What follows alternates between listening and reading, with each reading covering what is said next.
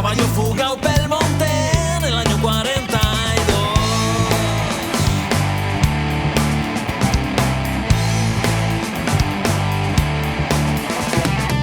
Teniendo copao los moros en el brau del Vescón.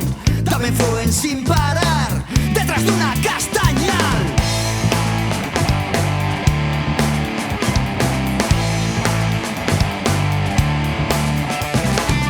Los tricornios y chilaves queríanme acoquinar. Los chivatos del mío pueblo taben allí pa' mirar.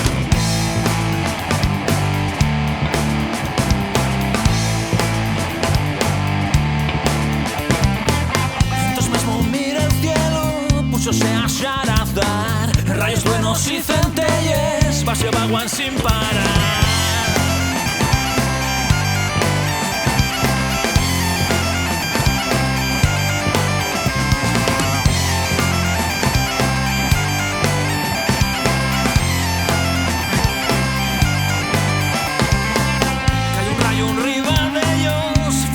Castañal, guardias y moros pel aire, partidos per la meta.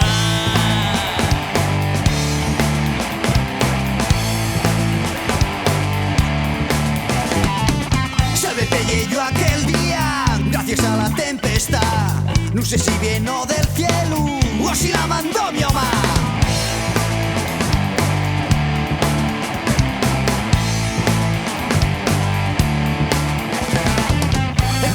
Que estoy vivo Y no me puedo queixar, ya no ando persiguido, murió Pachu Cuantalla.